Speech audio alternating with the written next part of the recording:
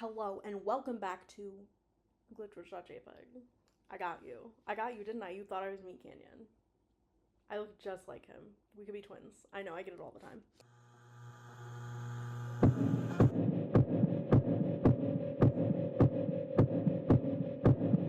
Hello, my name is GlitchWitch.JPG. I make videos about internet horror.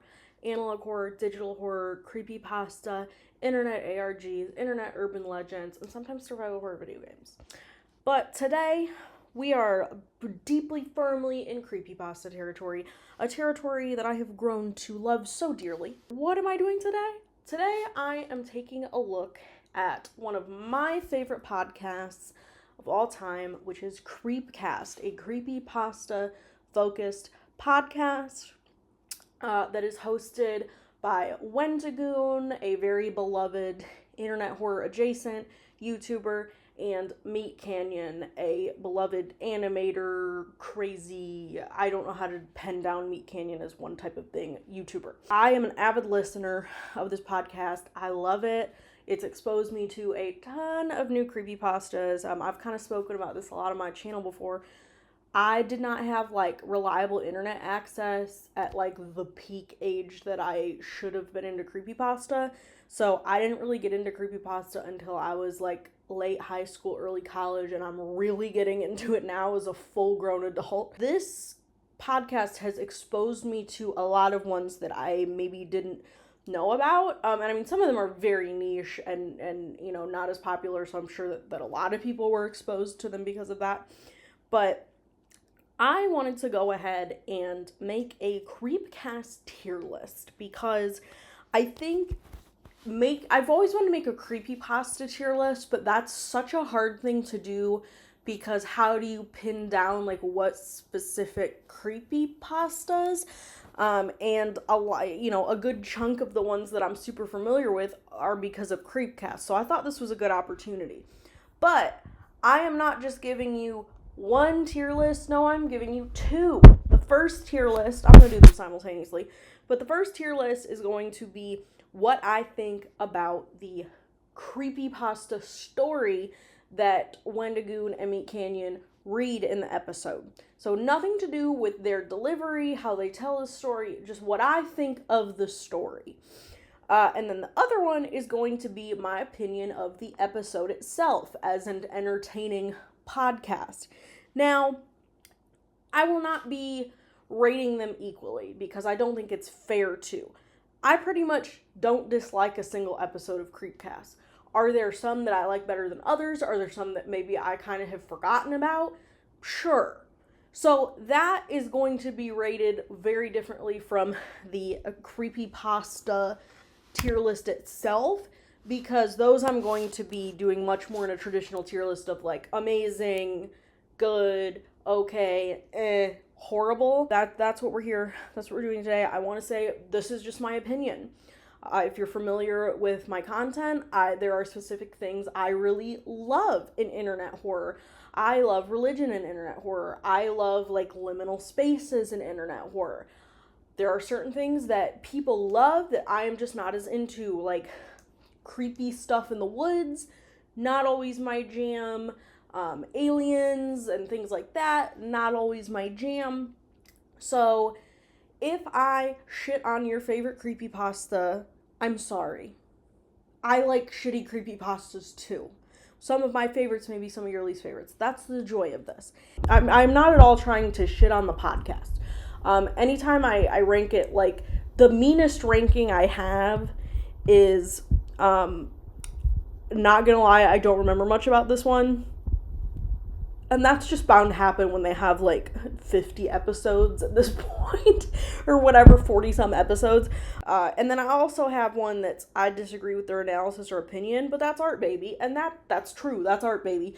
There are definitely some where they like it and I don't, or they don't like it and I do. And for the same reason that some of y'all are going to disagree with the way I rank this tier list, that's just the nature of the beast. But I did want to include it as a section of that tier list because I've noticed I'm a member of the Creepcast subreddit, and I do think sometimes people do just agree with whatever Hunter and Isaiah say like blindly, and I don't think that's fair, and I don't think they probably intend to do that. I think everyone should feel justified in their opinion, even if people that they look up to and respect disagree with it, if that makes sense. Well, we have a lot of creepypasta to get through, so I think we should go ahead and get started.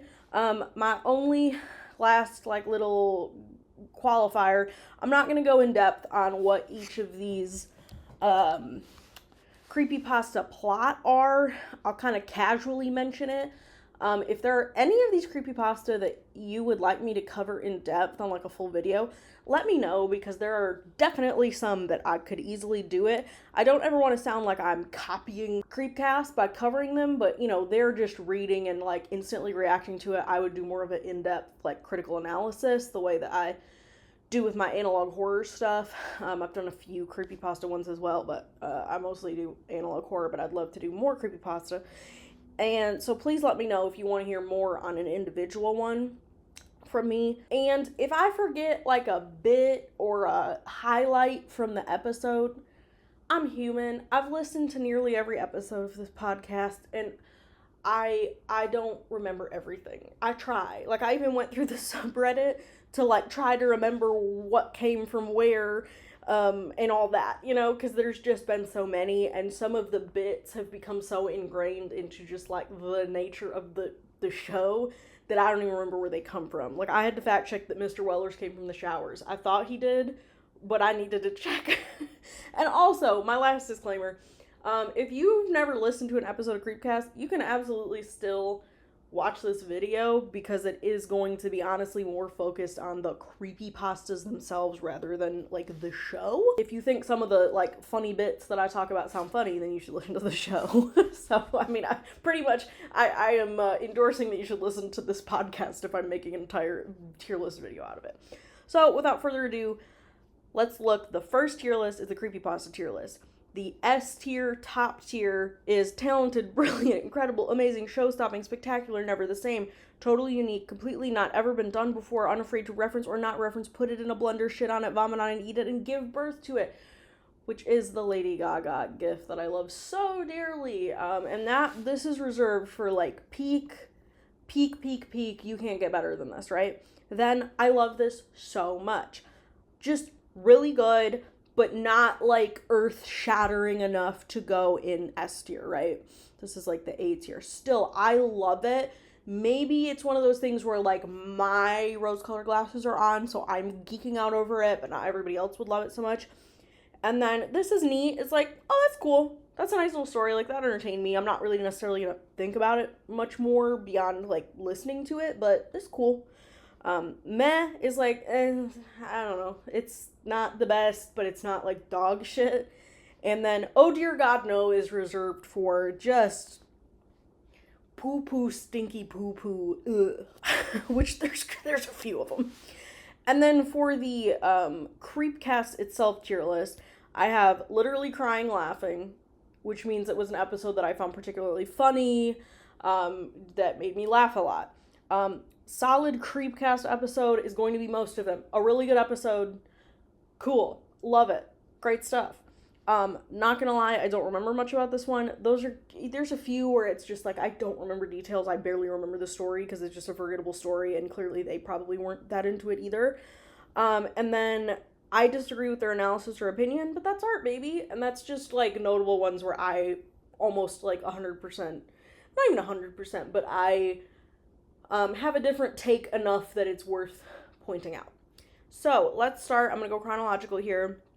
First, we have Stairs in the Woods, or I'm a Search and Rescue Officer. This was the first episode of the podcast.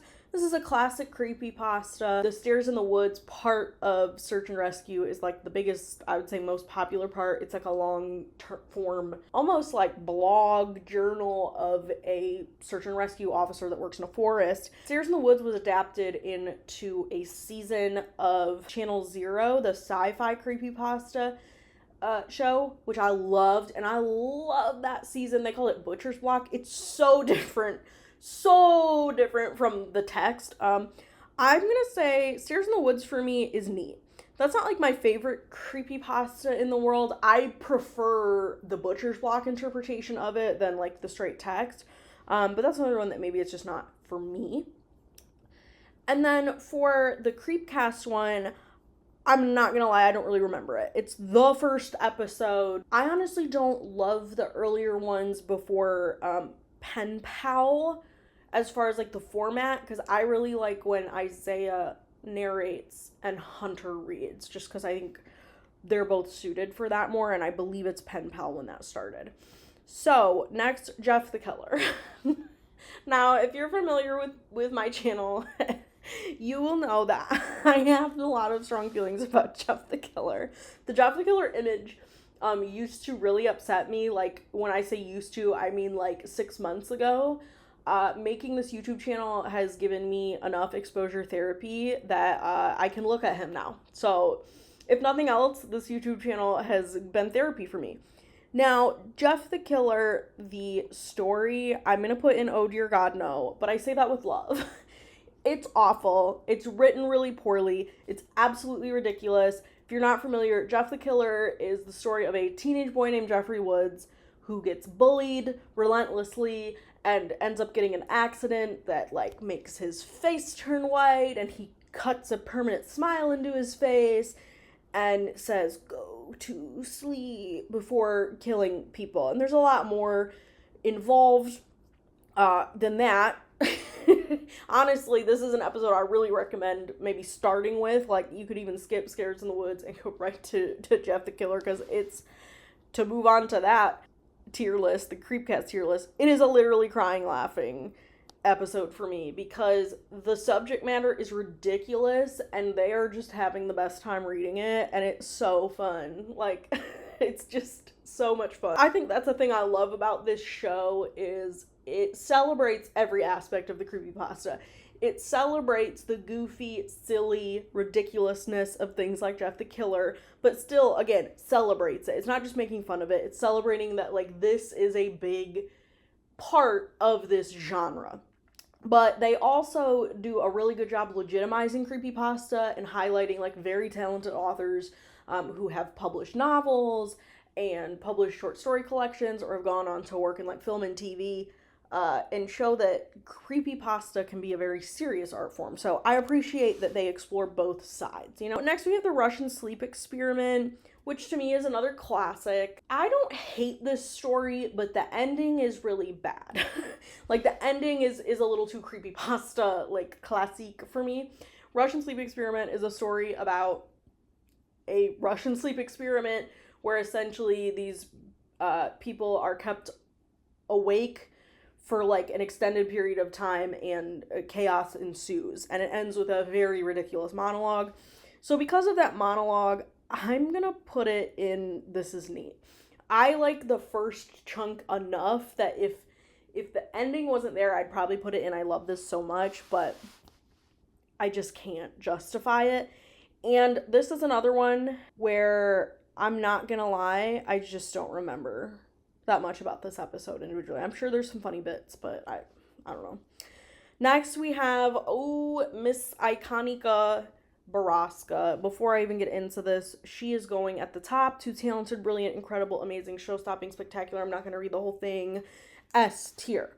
Now, I was not familiar with Miss Baraska's game until I heard it on Creepcast. This was a creepypasta. I had heard the name over and over again. I had no clue it was about. I knew there was what is the word I'm looking for? A treehouse involved. That's all I knew. I will never forget sitting in my office when they were reading, specifically, I believe Wendigoon was reading the part where you find out what's happening, like what is actually going on. I had to rewind it because I was so taken aback, because this story takes such a hard left turn that, like, I couldn't believe it.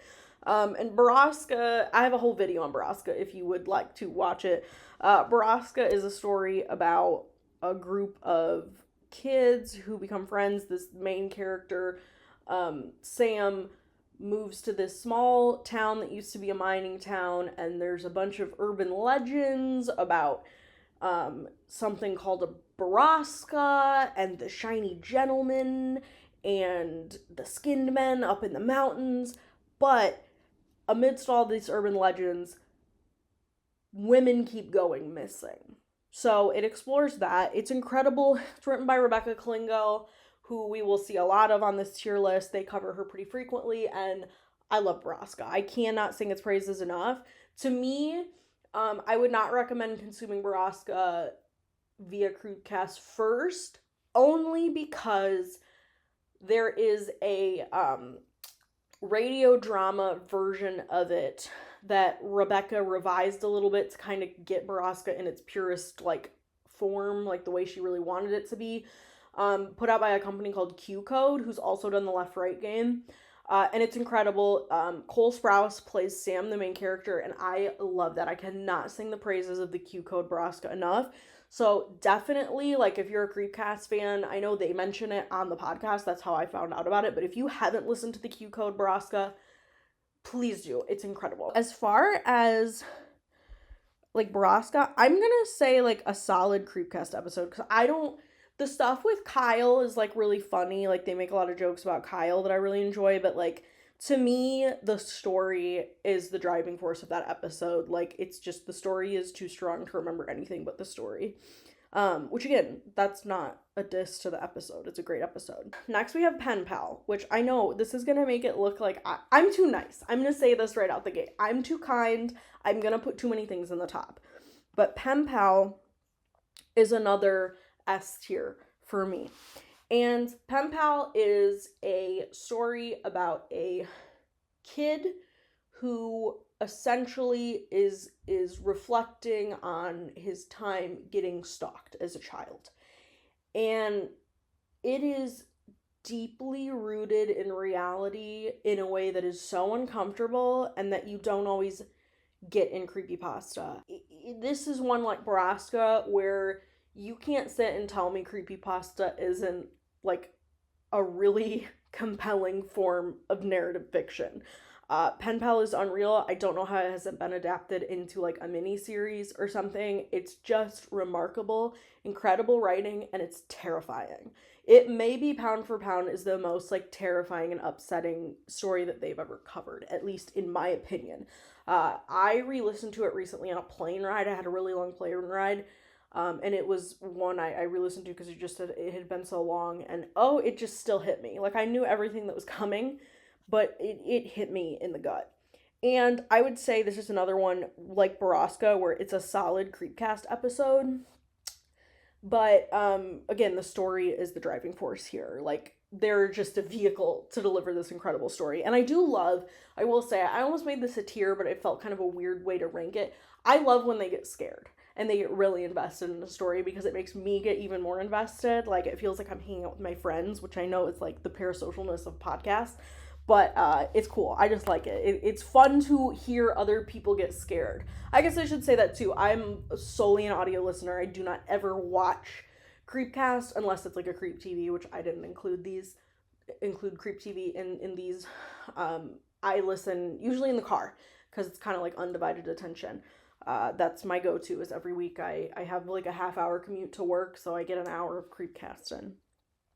So next is Left Right Game, and I'm going to come out and say it. I have not listened to the Left Right Game Creepcast.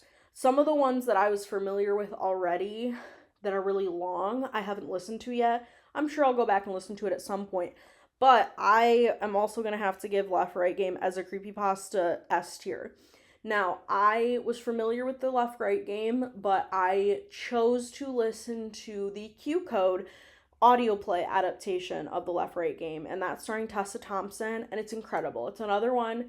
If you like the Left Right Game, please go listen to the Q Code adaptation. It's just, it's such a beautiful, strange story. It's like the supernatural type of stuff that really affects me. And if you're not familiar, the Left Right Game is a story about a journalist who goes to interview a man who says that he has discovered a phenomenon called the Left Right Game, where if you go left and right, back and forth driving, eventually you will, like, cross into another dimension. It's incredible. It's so good. So I'm not going to put this on the Creepcast tier list because I've not listened to the episode. I'm sure it's wonderful.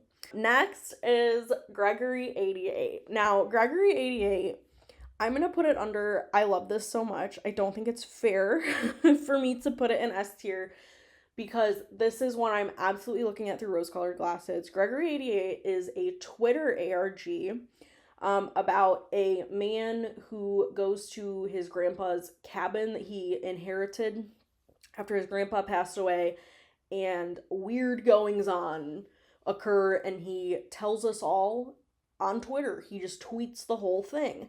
And this came out at some point when I was in college, like 2017, 2018, and I was blown away by this when it originally came out. The Twitter ARG was very new, and it was very hot at that point.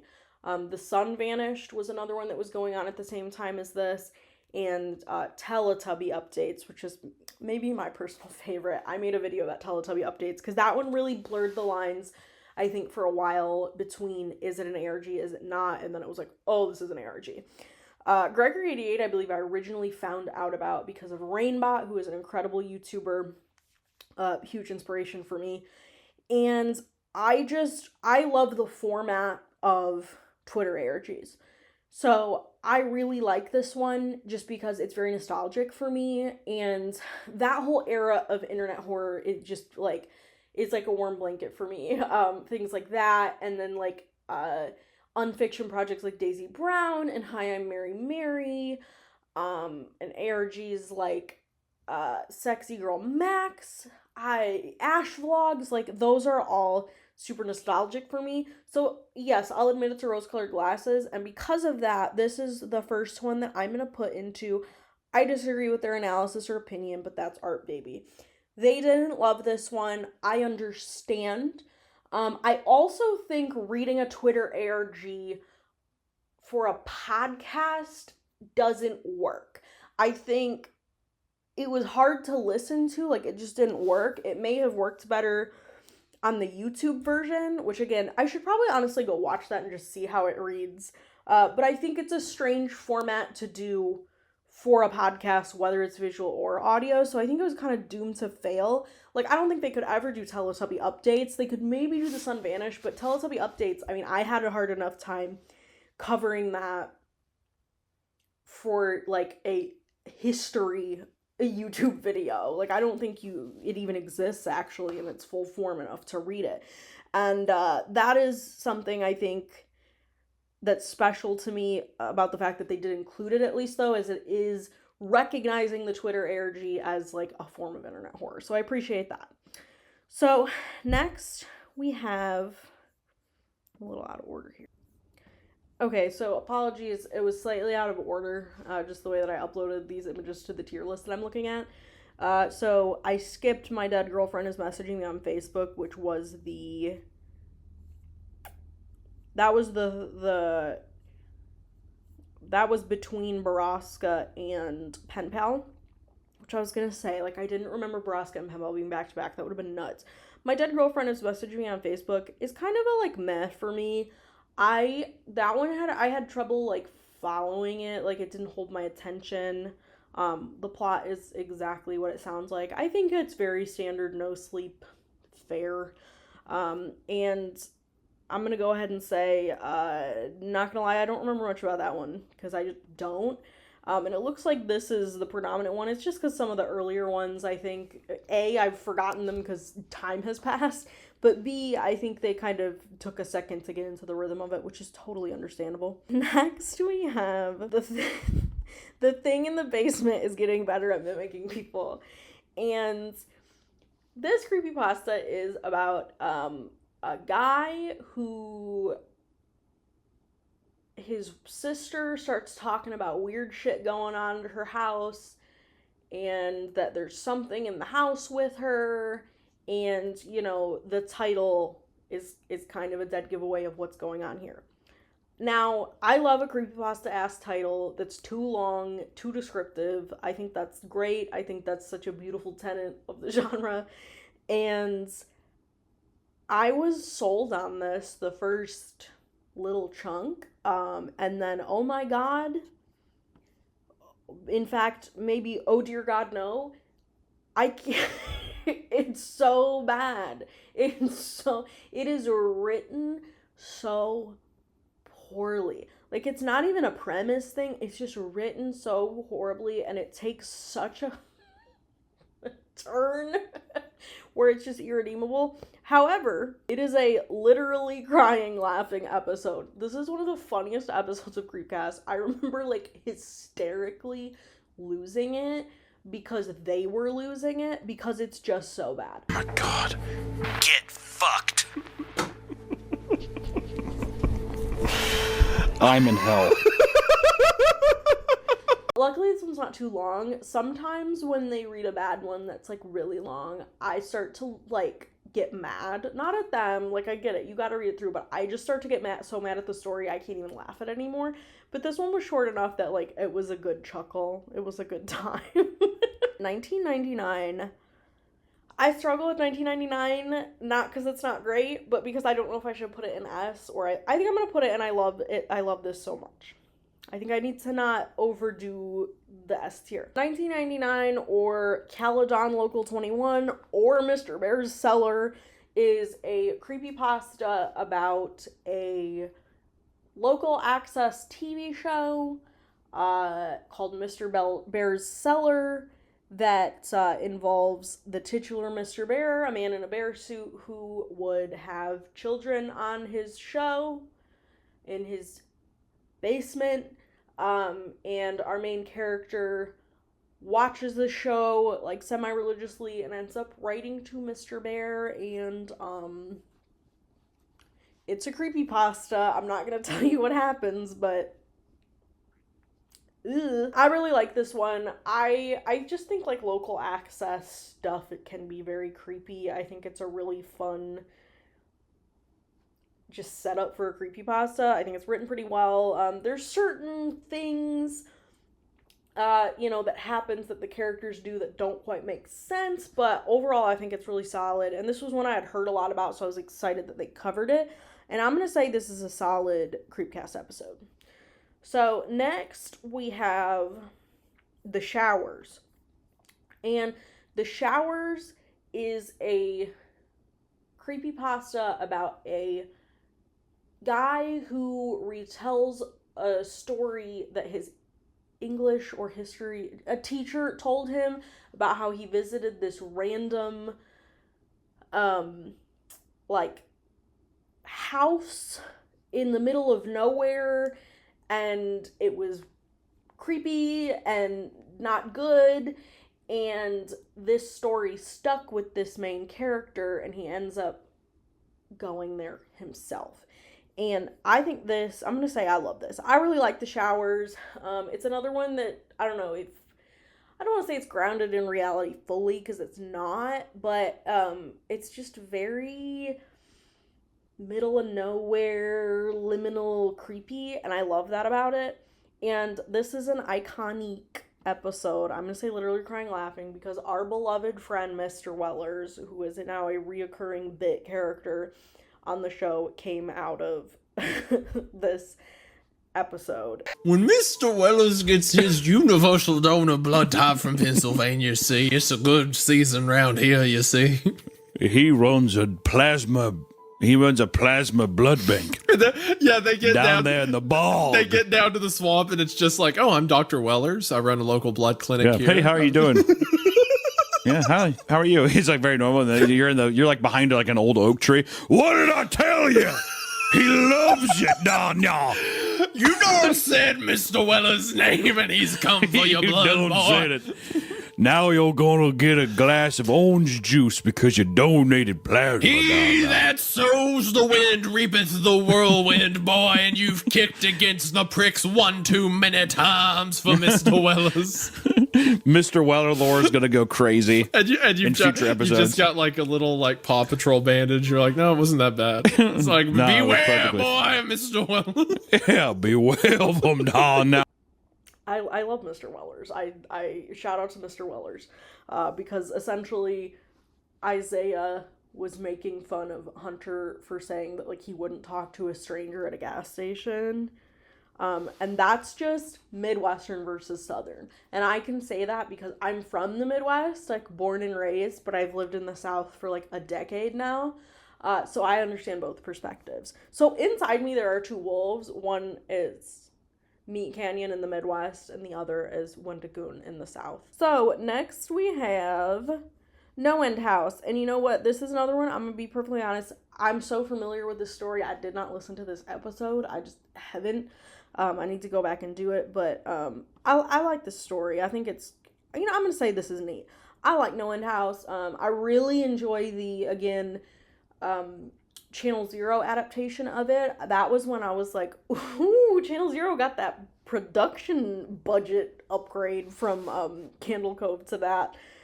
So I like it. It's good. It's fine. It's not my favorite, but it's not the worst. After that, we have the Creepy Grab Bag, which is where they read several little stories. So first, I'm gonna rank the stories on this tier list, and then like the Creepy Grab Bag episode itself on the other one. So in this one, we have Ben Drowned first, and I'm gonna have to put, this is maybe, y'all are gonna get pissed at me, I'm gonna have to put Ben Drowned in Oh Dear God No. And I know that Ben Drowned is a very nostalgic creepypasta for a lot of people. I am not one that has that. I have that for Gregory 88. I don't necessarily have that for Ben Drowned. I love the concept of Ben Drowned. I think that like the video stuff that went with it is really cool. Unfortunately, because the first time I downloaded a lot of this information to my head about like the actual like beat by beat, plot by plot points of Ben Drowned was through this episode. And I think Ben Drowned doesn't work in an audio format. Ben Drowned is the Legend of Zelda Haunted Majora's Mask cartridge creepypasta. I would say this is the one that probably popularized it. It's gotta be, I'm pretty sure. And I don't like it. It's too long. The repetition, it's again, I don't think it's not a plot problem, it's written poorly problem. It just kind of is all over the place. It's too repetitive, and there's just like things that don't make sense for like trying to believe it in the forum, like that, oh, he's realistically posting this on No Sleep, which I don't think you have to do. I think it's cool when it works out, but you don't have to do it.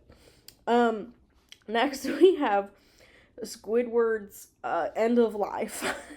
And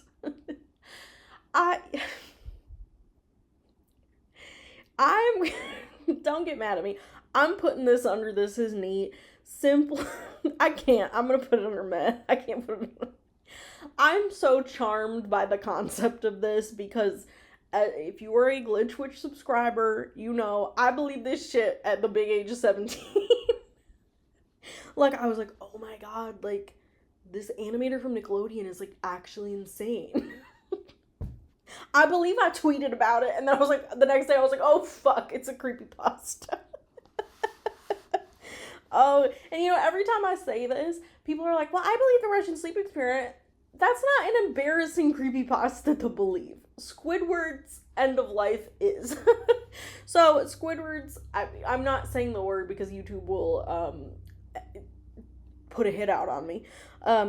It is about a lost episode of SpongeBob SquarePants where Squidward performs poorly at a clarinet concert and takes his own life, but it was made by a messed up in the head animator who like interspliced images of dead bodies.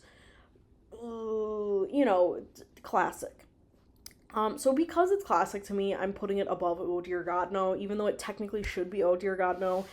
I think that it's got the sauce. It's my favorite lost episode creepypasta of like existing material. I don't know. It's funny. And then we have normal.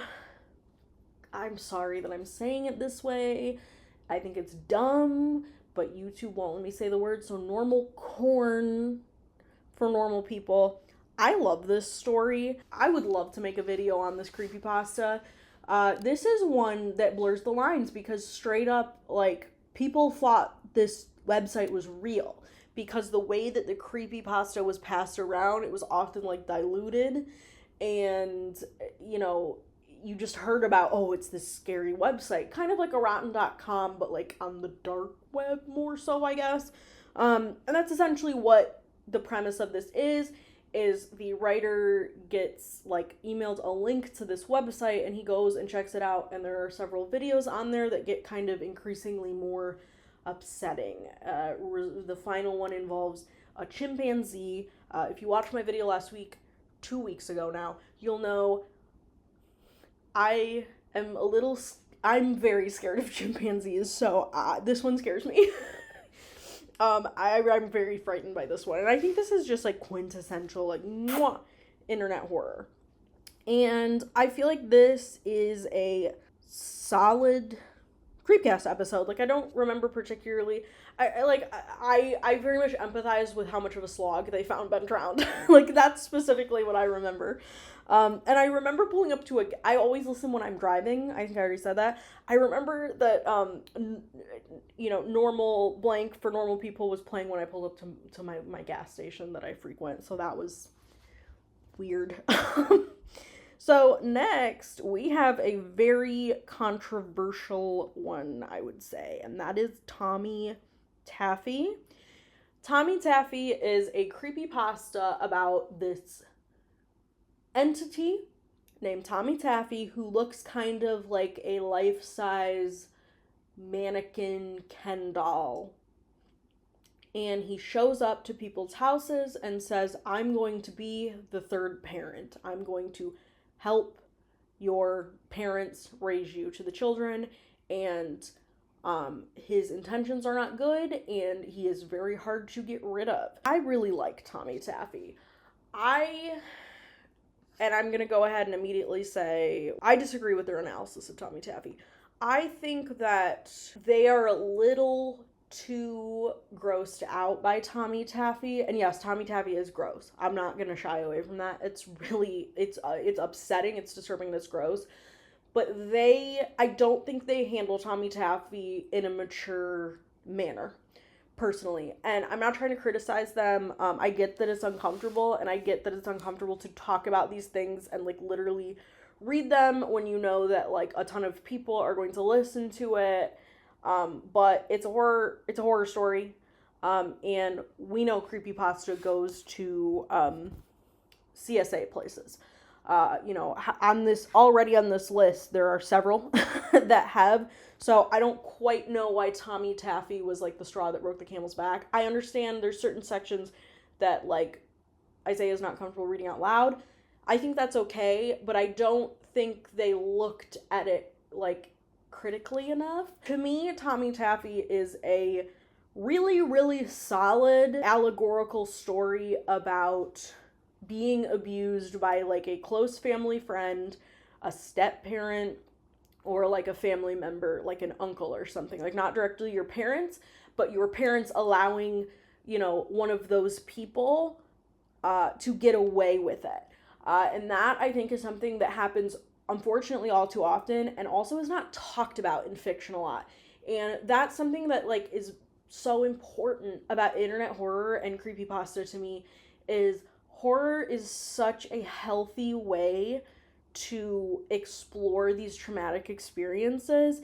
And that's why I will always, like, I don't want to say cherish Tommy Taffy as a story, but I do, because I think it does such a good job at handling such a traumatic and horrible event in a really, really unique way. Like, it's so over the top in his presentation that, I don't know, it's a very interesting story, and I love this author. He's written several other things. Let me get his name. He's written too many good stories for me to not have his name up. Elias Witherow, and there's several other ones. I think he's an incredible author. And we'll talk more about him later, but I just didn't want to say that about Tommy Taffy. I mean, I've considered making a Tommy Taffy video. If that's something that would interest you, feel free. So again, I'm not trying to shit on the boys. I just don't think that they maybe handled Tommy Taffy in the best way. And I think it's continued to be like we don't want it to be like Tommy Taffy. I don't know. Who am I? I'm just some girl online. Next we have, my wife's been peeking at me around corners. This is one that I'm gonna go ahead and put in meh. This one is very much the title. I love the title. This guy's wife just starts freaking out and doing weird shit, like peeking at him around corners and trying to scare him, and it just snowballs from there. This is very capital P creepypasta, but not in like a memorable way. It gets a little too crazy by the end. It almost, to me, there are echoes of like Eyeless Jack and stuff like that. I don't know. It's not my favorite. I do remember, like, I found the episode pretty funny because I'm gonna put it, and it made me laugh out loud because the, like, reaction to how the characters are behaving in this was so ridiculous, and they did a really good job at, like, pointing out how stupid they were being. Thought the BOGO wings we got at Buffalo Wild Wings were bad, but she looks crazy. Benjamin? She's right behind you, isn't she? It's like, Chris, you can see. You would know that You're question. looking at me. You are looking at me right now. Oh, yeah. Yeah, she's behind you. Ben, you're going to want to see this. Next, we have Psychosis. This is another one not for me. Where is it?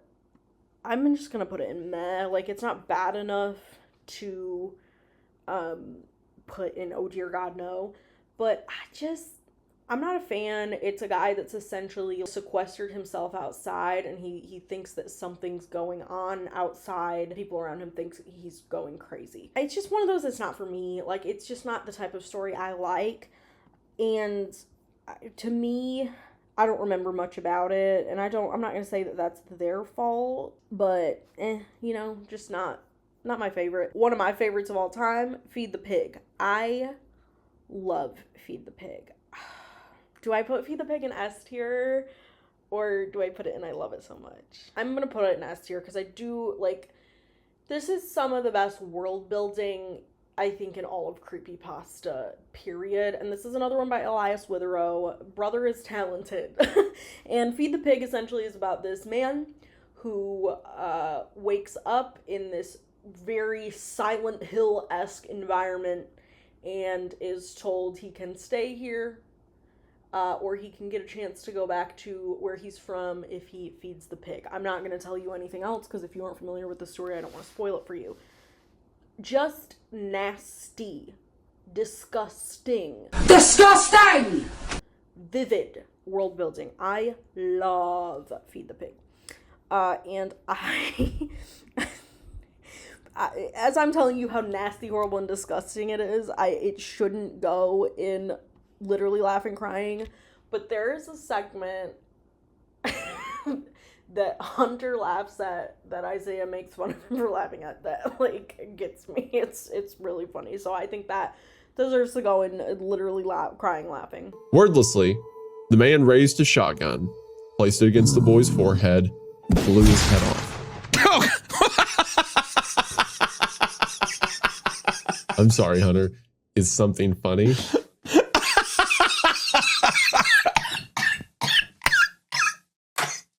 there something you'd like to share with us? Then we have the Creepy Grab Bag 2. And the first one in that is Eyeless Jack, which is definitely an oh dear god no. So Eyeless Jack is one of those, like, creepypasta characters like Jeff the Killer and Slender Man that I see so frequently. And I knew there was something about kidneys, but I didn't know details. And frankly, I can't even sit here and describe to you what the plot of it is because it's so nonsensical. I just know it involves clearly a 12-year-old writing about, like, losing their mortgage, and I think that's so funny. It's so funny, but it's so bad. I think it's worse than Jeff the Killer. Like, I think Jeff the Killer has more going for it. Jeff the Killer strings together to make more, like, logic than Eyeless Jack does. Sorry if you're an Eyeless Jack stanny. And then the disappearance of Ashley, Kansas as well. I love that story. I think that's a really solid story. I feel like creepy grab bags always have like one good one. Which, spoiler alert, I think this one has two good ones. But Ashley, Kansas, it is exactly the title. It is about the disappearance of Ashley, Kansas. It just disappears. And that's a title that hooks me. Like, that's a creepypasta title where I'm like, oh, why did it disappear? And I really like it. It's a solid little story. You know, it's not crazy. It's not over the top. It doesn't go on too long. It's just good. I just really enjoyed it. Now, this is where I need to speak my truth. I love the Pancake Family. I love the Pancake Family. I both love and hate that it's called the Pancake Family, but oh my god, I love this story. The Pancake Family is what I wish my arch enemy Urban Spook did with his series The Painter. That's what I would describe. If you like wish that you liked The Painter, that's what the Pancake Family is. It's about this detective who is getting interviewed about solving a like long ongoing missing persons case. And oh my god, it is ridiculously over the top. I will admit that. I loved it though. Is there some weird shit that doesn't like logically make sense? Sure, but it's a fucking creepypasta. Now, because of that, I'm gonna put Creepy Grab Bag 2 into I disagree with their opinion on this because they didn't like this story. They were making fun of it. I get that the name, the Pancake Family, is kind of stupid, but I think that the reason why maybe a lot of people don't love this episode of Creepcast or this story is because I don't like how they read it. Essentially, Wendigoon plays the cop that they're like interviewing because it's all first person, and I just don't love his delivery. I just don't personally. That's my personal take. Please don't come for me. I have a spell of protection necklace on so that I don't get haters coming at me in the comments. I love you, Wendigoon. You're such a talented teacher. You know, you're good at reading, but I think it stunted the Pancake Family a little bit. I love that story. Okay, I'm gonna move on now. Stolen Tongues. Oh god, I'm just doing hot take after hot take. Don't get mad at me. I don't love Stolen Tongues. I know people love this story. This is a story that is about I'm gonna say, mimic creature in the woods, because I don't want to say anything that is not my thing to say, if you're catching my drift. I think that utilizing indigenous folklore for internet horror is a little overdone. I'm kind of like, at this point, I think enough indigenous people have said, like, be careful with this. And I know that's ironic because I'm praising someone whose name is Wendigoon. So Wendigo is a indigenous, it's people call it a cryptid, but it's not. That's really not what it is. But I'm gonna give him the benefit of the doubt because I know that he does have indigenous heritage, and he said he grew up with his grandfather telling him stories of the Wendigo. But regardless, Stolen Tongues has been adapted into a novel that people love. I see Stolen Tongues all over just like horror book Facebook groups and like book talk and stuff, which is crazy. And I love that. I do love that this is one that's like breached containment, but it's really just not for me. I found it to be too long, too dragged out. It just didn't really scare me. Like the mimic creatures like this don't scare me as much. Which is strange because I know that I very openly talk about how like Uncanny Valley stuff freaks me out, like the alternates in the Mandela catalog and things like that, but I think it's that I feel that the woods setting is overdone, and I think it can lean on a little disrespectful to indigenous groups. So I don't love Stolen Tongues. It's just not for me. So I do disagree with them because I know that's like an all-timer for them. That's great. And if you love Stolen Tongues, that's awesome. And I don't think that, you're inherently like offensive for liking the story. It's just something that, like, that's how I read it, if that makes sense. So next we have It Breathes, It Bleeds, It Breeds. This one, I'm gonna say my opinion of this is very much colored by personal experiences. I'm gonna say this one is a meh for me, but it's because it made me uncomfortable in not a fun way, to be honest. This one essentially is about a guy who has a growth that ends up being alive. And if you are not familiar with me, I had an ovarian tumor that was the size of a baby, and it almost killed me, and I have dealt with irreversible health repercussions and will for the rest of my life. I'm not even 30 yet, but I have like the internal body clock of like a 50-year-old woman. So I don't like thinking about it, and boy did this one make me think about it. I also think it's a little too, I don't know, it's kind of an overdone plot to me. Like Basket Case kind of did it, and Malignant kind of did it, and this doesn't do it as good as either of those in my opinion, so not my favorite. But again, that's kind of a personal thing. If you like this one, I get it. Like, I do get it. Honestly, I don't remember even what their take was on this one. I remember the thumbnail. That's like all I remember. So I'm gonna say NGL. I don't really remember the specifics of this one. Next we have My Job is Watching a Woman Trapped in a Room. I don't like this story. I don't. I don't think it's oh dear God no, but it's so long and meandering, and it goes in such a strange place that I think just didn't make sense, and it kind of lost me. It definitely lost them as well, I think. The plot, I'm just going to say it's the title. It's one of those. The plot sure is the title. I'm not going to explain anymore because I think that would be going to spoilery territory. And I'm going to say this is a solid Creepcast episode because I think they do a good job trying to get through it, and I think that their like criticisms of it are very understandable and I think insightful. Next we have Tales from the Gas Station. I don't care for Tales from the Gas Station.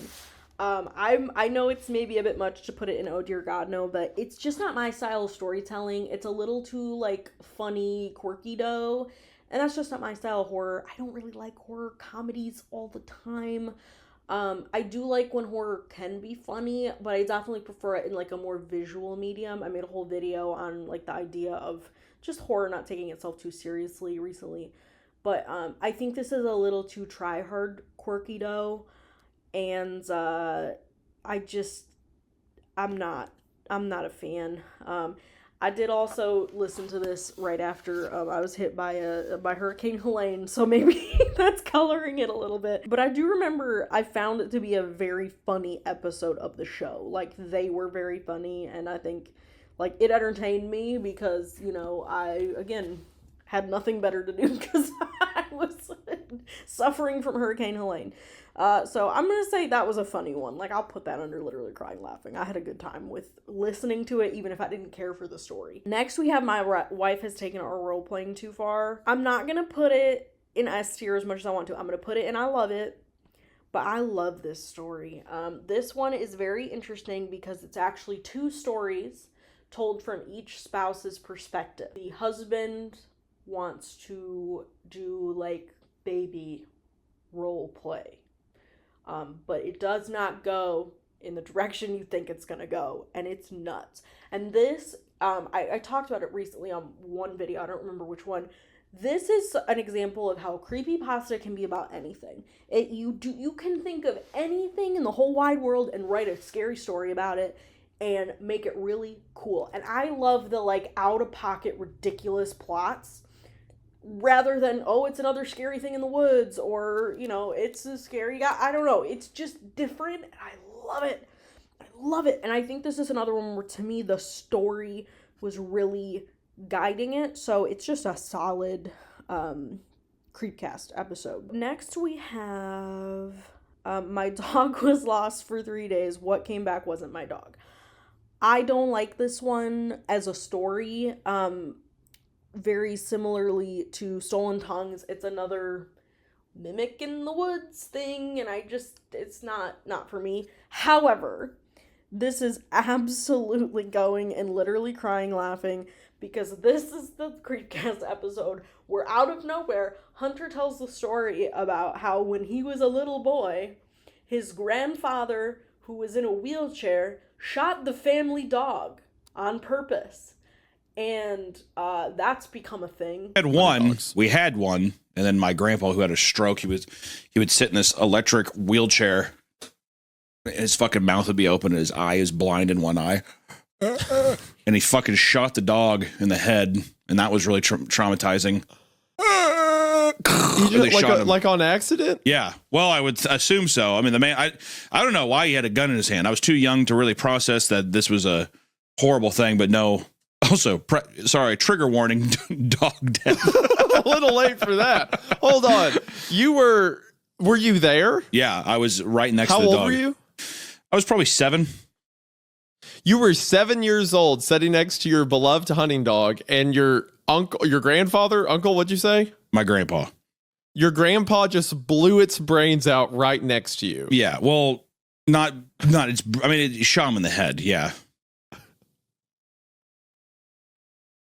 Did it? Okay. I mean, I'm just letting you know what happened. I was just wondering. That's a lot. Okay. I mean, it was a traumatic thing. Like, yeah, I had a hunting dog, but you're like, when I was 7, my grandpa. Wait, so did he shoot it on purpose, or what? No, did he just I don't have think a gun in his? He was just holding a gun in his wheelchair as he was like disabled from a stroke. Okay. Yeah. And so it might as well have been you that got shot. It was just like an accident. Could have very easily happened. I'm bringing my mom into this. You're bringing your mom into this? What do you mean you're bringing your mom into this? I'm letting you know right now. Sure. Hello? Hello? Mom? Yes. Isaiah is making fun of Grandpa Ernest and how he shot our dog Roger. Can you tell him that it wasn't as that big of a deal? Yeah, it was a huge deal. I feel like you almost got shot. No. He was fine. Hello. She can't hear Mrs. me. She can't hear hello, you. Mrs. Hancock. Can you hear me? She can't hear you, Isaiah. Just what? I mean, it wasn't. What happened to him after the fact? Ernest. Hang on one second. Well, this is not going as planned. Okay, sorry, I'm at work. What'd you say? What happened to Grandpa Ernest after that? Oh, we put his ass in a home. Because he almost shot? Because he shot the dog? Yeah, he's done. He's done? Yeah, he's done. How many years I know he's I mean, this is when I was like 7, but how? Yeah. Did he die in the nursing home, or did you guys at least take him out? I think we took him out like once, but yeah, he ended up dying there. Well, this is a tragically sad story. It is sad, and I just say don't shoot your animals. Well, I thought it was an accident. Was it not an accident? No, I don't think so. Oh my God. Okay. Well, this is completely taken a left turn. You were young. You didn't know. Okay. You didn't know. All right. Well, this is backfired completely. I love you, Mom. Wait, I have to go. Ask. Hold on. Ask if she's gone. If you were, she's gone. For that, I will always be thankful for this episode, even if I truly do not give a heck about the story. God, that was millennial. I'm sorry. Next we have Deep Woods. I don't know what to do with you, Deep Woods, because Deep Woods is another story by the talented Miss Rebecca Klingle, who wrote Baraska. And here is the thing about Miss Rebecca. Miss Rebecca, I love you. You can't write adults. You can't do it. She feels very Stephen King to me, where it's good, it's great, it's the best thing I've ever read, or oh my God, please put the pen down. And that's why, to me, Baraska Part 5 / Season 2 of the Q Code Baraska kind of fall apart for me. I don't think it's necessary, and they are adults in that. And then in Deep Woods, it's essentially about this girl and her friend go exploring and find something they shouldn't find in Deep Woods, Pennsylvania, or the former Deep Woods, Pennsylvania. I don't want to spoil it at all, because I do think it's really like a fun surprise. I love the first half of this. It is incredible. She knows how to write kids in a way that I don't even know how she does it. The second half, it has to be satire of something, because it falls off so far off the deep end. I was shocked. And Wendigoon and Meat Canyon were as well. So I don't know, because I love the first half of this would be S tier for me, but the second half is oh dear God no. So I'm gonna put it in this is neat, because I don't know what else to do. But the Creepcast episode itself is absolutely going and literally crying laughing, because they lose it just as I did. And I was like literally tears streaming down my face laughing at them losing it over how insane that story went. I think I'm going to do it tonight. Then we have SCP-3000, which like I almost don't know if I should include, but it is one of the audio episodes. I'm gonna go meh. I like don't love SCP stuff. And I'm gonna say it was a solid Creepcast episode. I don't love SCP stuff. It's very Hunter kind of explained it very similar to me, that it's like kind of overwhelming. You don't know how to get into it. And that's kind of how I've always felt. And I'm sure someone may comment being like, you should start here. Blah, blah, blah. Maybe I'll get there one day. But today is not the day, okay? I made a whole video about cognito hazards and tried to talk about SCPs in that, and it broke me. So next we have Ted the Caver. Now, this is another one. I have not listened to this episode. I watched their original video they made together on Ted the Caver. But as far as Ted the Caver, the creepypasta goes, obviously, without a doubt, it's S tier. It's the original creepypasta. Ted the Caver was a story. It was a blog that a man named Ted posted online, telling about how he and his friend were exploring a cave that had not been explored yet, and weird shit kept going on. And then, one day he just stopped updating right after he said he was gonna go after his friend had gone missing. So it was the Blair Witch of internet blog posts. People believed it was real. People believed he died. And I will forever sing the praises of Ted the Caver. It gave us the genre of internet horror, if you ask me. So while I can't rate the Creepcast episode because I didn't listen to it, frankly, just because I am so like I know everything about Ted the Caver at this point. And if you like Ted the Caver, watch Ted's Caving Journal. It's an incredible analog horror adaptation of that creepypasta. I made a video kind of just exploring the link and between the two and how, it's just such an enduring story. And I love Ted the Caver. Next, we have The Whistler at 3:03 a.m., which is, this episode is actually 2 stories by the same author, Travis Brown. So, The Whistler at 3:03 a.m., I'm going to say I love this. I think it's an incredible story. Essentially, these people live in this neighborhood where you have really good luck if you live in this neighborhood, but there is a man that walks by your window at 3:03 a.m. and don't you dare look outside at him. You cannot look outside at him or bad things will happen. And that is quintessential internet horror creepypasta plot, but it is so good. I just love it. Like, creepy, weird things like that just, like, tickle my brain. So I really enjoy that one. And then the other one that they read by Travis Brown in that episode was Maria on the Moon. And I love this one, too. This is a really sad one. It's about a man whose mom is dying of cancer. He's very close to her. And essentially, his grandmother was really into, like, witchcraft.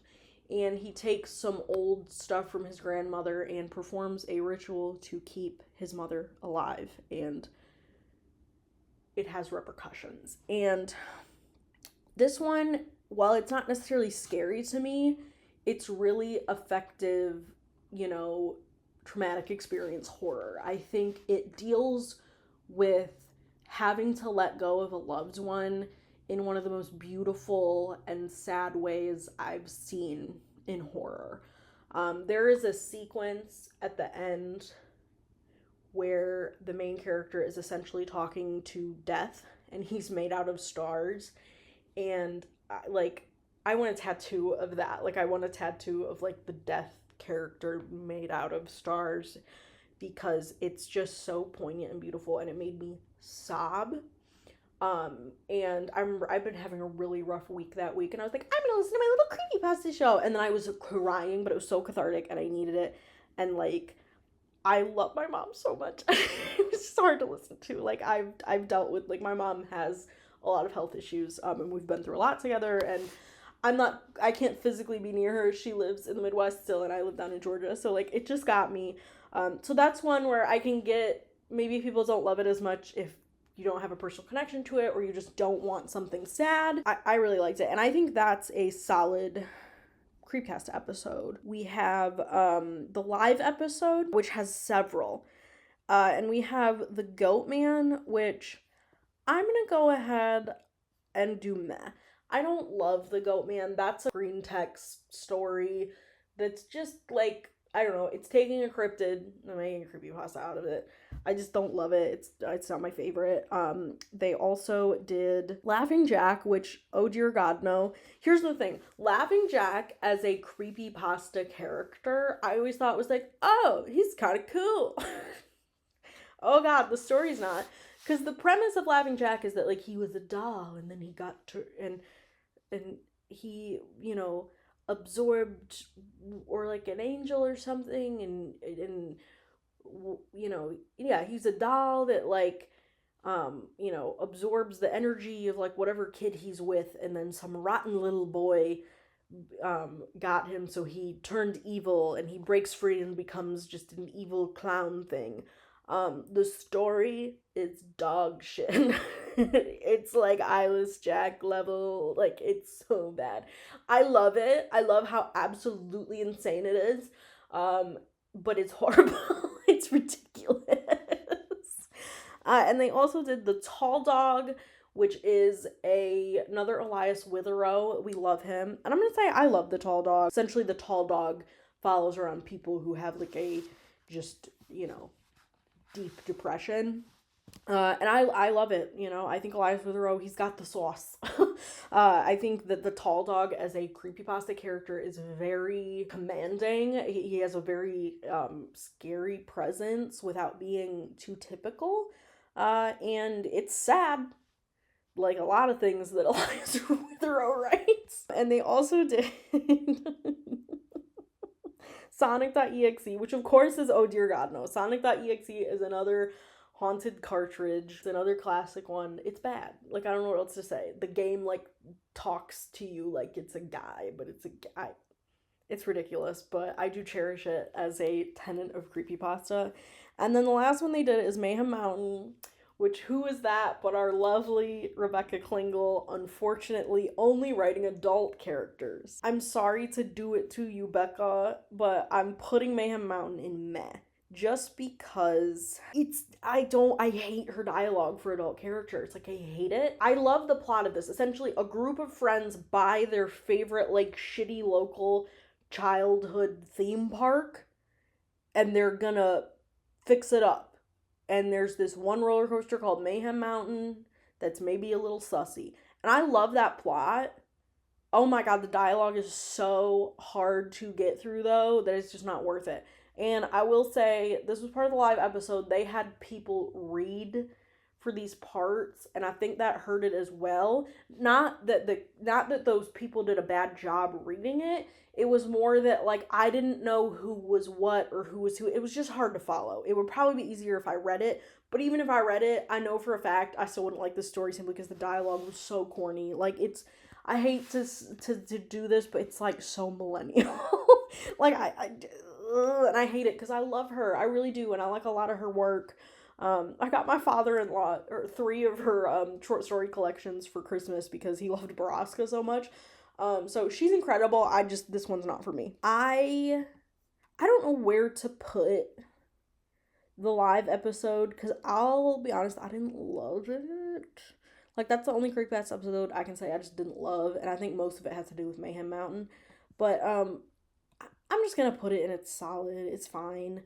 I just think, like, the stories they picked are not my favorite. It was probably more fun if you were actually there. But I almost wish that, like, the tall dog had been given a normal episode, I guess. Next we have, the Dianea house. Now, the Dianea house is going, without a doubt, into S tier, because the Dianea house is, following right in Ted the Caper's footsteps, is one of the first creepypastas, and it was put on a website as essentially a collection of emails between the characters talking about this weird house that's, I don't want to say anything. I don't want to say anything about the Dianea house, because if you don't know what the plot is, I want you to go in blind.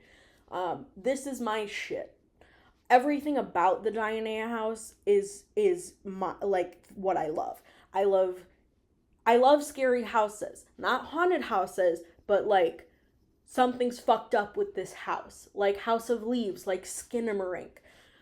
That type of shit. And the Dianea house is that to a T. And I love format bending internet horror. And that's what the Dianea house is, because it is these emails back and forth, and you have to rely on the perspective of these characters, and are they telling the truth? Are they not? They can't get a hold of each other.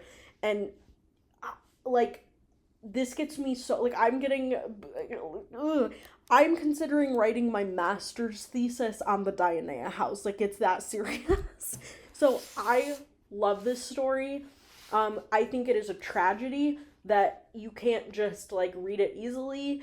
You can find it through archive.org, through the Wayback Machine, but it's just, as the internet molds and changes, we're gonna lose things like this if we don't preserve it. So, I mean, that's what I'm trying to go to grad school for. Like, I'm so serious about, we can't lose this art, because holy shit, I love the Dianea house. And the circumstances around it, I'm gonna make a video about it, don't worry. Like, there's so much weird about the Dianea house, just like the writing of it, the optioning of it for being made into a film. I love this story. I love it. Like, I can't say it enough. Now, as far as the episode goes, I think it's solid. I do think this is not the format for this story. I think it's a hard story to read in an audio format, personally. So it's not, and I wouldn't say that's their fault. It's hard because it's emails back and forth on a website, and, like, the website links to other websites and other blogs, which is, like, I love that, but that's hard in the audio format. And I also just want to shout them out for reading it, because nobody talks about this. Nobody talks about it. I've heard of it. I couldn't find it. Now I know that they were able to find it via the Internet Archive, so that's great, but, like, it is impossible to find anything about. And, I mean, it's written, the guy that wrote it went on to write screenplays, and he's an Academy-nominated screenplay writer, because he wrote Arrival, the Denis Villeneuve film. So, crazy shit. I love creepypasta. Okay, you know what? I need to go back. Dianea house is gonna go literally crying laughing, because I forgot that Squish Me Like a Bug, I was in tears. Like, literally in tears crying. If I think about it for too long, I will cry laughing. So, sorry. That was my bad. That was my mistake. We go back there. So I think I'll take a white chocolate mocha with non-fat milk, extra hot, and I want you to eat me like a bug. I'm a cop, and I keep getting called to the same house. Y'all, do I put it in meh, or do I put it in oh dear god no? I'm gonna put it in meh. Like, it's not bad enough to put it in oh dear god no. This is another one. The plot is the title. Thank you, Creepypasta. I was intrigued by this at first. I also listened to this one on an airplane. So I had undivided attention. It's a solid Creepcast episode. I don't know, like, it's fine. I don't know. It's not their fault that the story's kind of dog shit. If you're armed at the Glenmont Metro, please shoot me, which is actually 2 stories by the author Peter Frost David. I don't like If You're Armed at the Glenmont, please shoot me. That's gonna go in meh for me. It's just a plot I don't really give a crap. I guess I'll put it in neat. No, I'm putting it here. I just don't. It's a guy takes a clinical trial of a drug, and it slows down, like, he speeds up, time slows down for him. It kind of feels like Limitless a little bit, and I'm not not my kind of thing. Like, I don't think it's written poorly. I think that this author is incredibly talented, but this is just not a plot that I really care about. Now, the other one that they read in this episode, My Daughter Wants to Eat a Woman Who Shares Her Birthday, I loved this. I know it's wackadoo, but oh, I loved this. I don't want to say too much about what this is about, because if you haven't read it or heard it, you need to go read it or hear it. But this is the type of body horror shit that I am just, mwah, I loved it. So I really like this author. I would love to read more by him, because like, he is a very talented writer, and I think it just depends on the subject matter for me. So this to me was a solid episode. And next, I'm not going to include the best of. The only other astronaut on this mission died 6 weeks ago. I'm going to say for me, this is neat. Space is not really something that interests me. I don't like gravitate towards like horror films set in space. It's just a personal preference. But I think this was a cool story. Essentially again, it's the title. One of his, the person writing the story, his partner on this mission in space, he dies of like an aneurysm. But then the narrator finds this weird shit, like a weird journal that literally the guy had predicted his aneurysm to like the second. And it just kind of goes from there. So it is a really cool, like, I did enjoy it, but I just, like, I lose attention a little bit with space stuff. Like, I was not excited about this when I saw that it was what the name of this episode was, but then I was pleasantly surprised, because I think it, you know, as far as space horror goes, it's good space horror. And I think this is a solid episode. You know, I don't remember anything, like, particularly, like, hee ha ha, but, it's good. I don't know. They enjoyed it. They got spooked. They got into it. Like, I enjoy when they get into it. And then we have Berries in the Window, which, if you know me, you know I love religious horror. I love it. I love it. And that's what Berries in the Window was. Berries in the Window is very... I don't want to spoil it. But it is religious horror. And essentially, a documentarian is hired to go film a special ritual at a church in the middle of bumfuck nowhere, and he needs the money very badly because his kid is very sick. I won't say more than that, but I loved it. This checked every box possible for me as a religious horror fanatic. I just ate it up, and I really enjoyed the episode as well because they got into it, and I don't know, religious horror, man. Okay, we're almost there. Oh God, Jesus fucking Christ. I dared my best friend to ruin my life. If you know, you know that this is going in oh dear God, no. I love a shitty creepypasta. Like, shitty creepypastas soothe my soul. This tested my patience in a way I didn't know my patience could be tested. It's horrible. I don't know how anyone even remotely ever thought this was good. The concept is good. I like the concept. The concept of this is these two like 20-year-old dudes are bored. They're just kind of going nowhere in life, don't know what to do. And so one of them dares the other to ruin his life, and then the other does it back to him. And the one guy takes it to a super villain level, but also it's like a internet safety, credit safety, identity safety, PSA. There's way too much info dumping. The person that wrote this does not know how to write a story. They know how to type out information, but they don't know how to write a story. It was the longest 4.5 hours of my life. It took me like 2 weeks to get through because I just kept, like, I would pause it and do something else. Like, I would call my dad or, you know, listen to music or anything to, like, push it off. But at a certain point, I was like, we gotta get through this, Diva. We gotta get through it.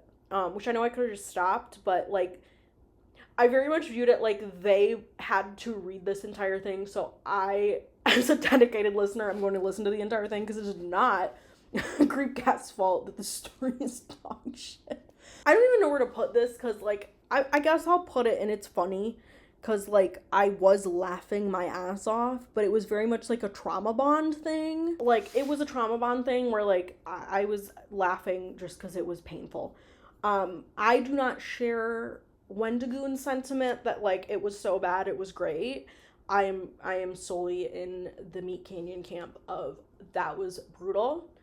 And I don't ever want to think about it again. It was horrible. It was too long, too. The fact that there is another 8-part sequel,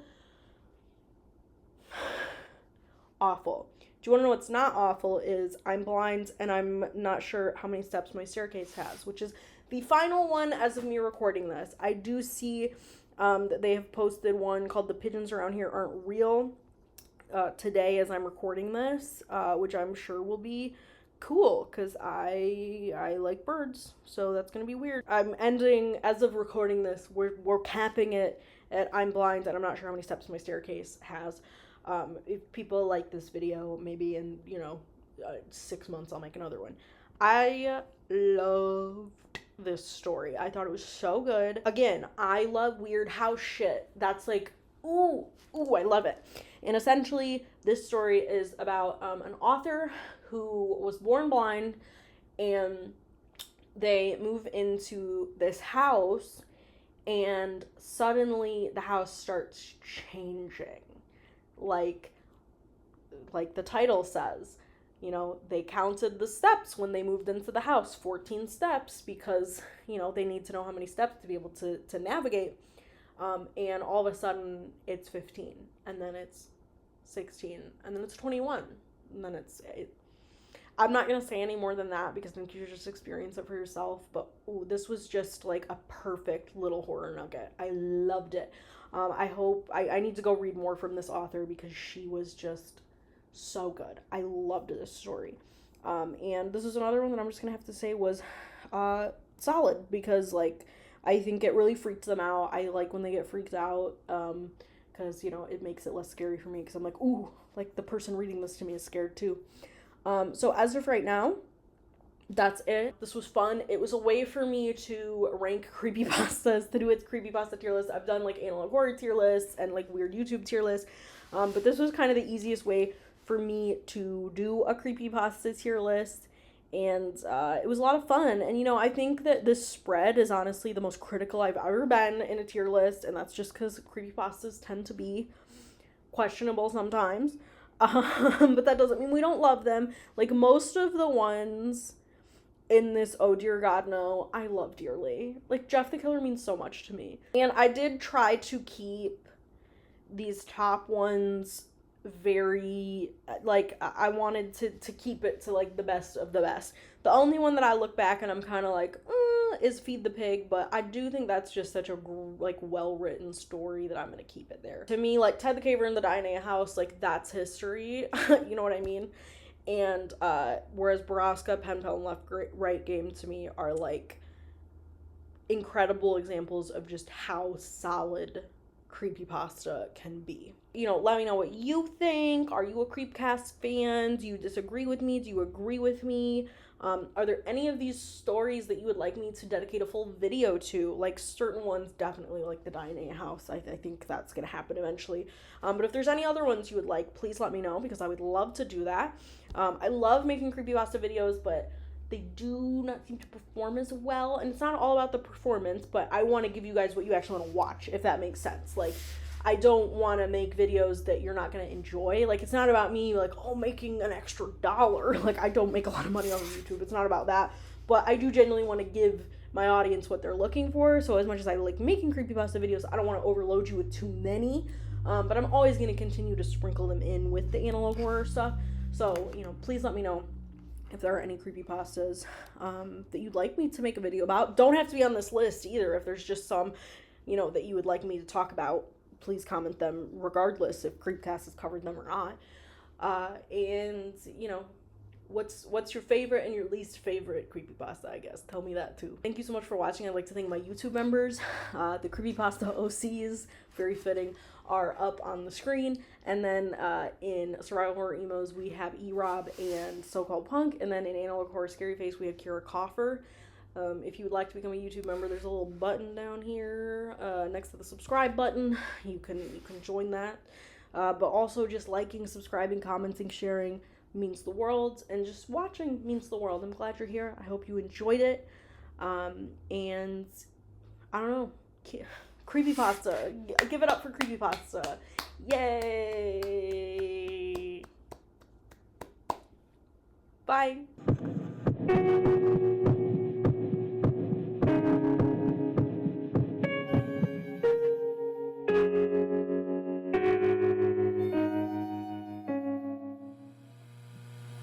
I want you to eat me like a bug.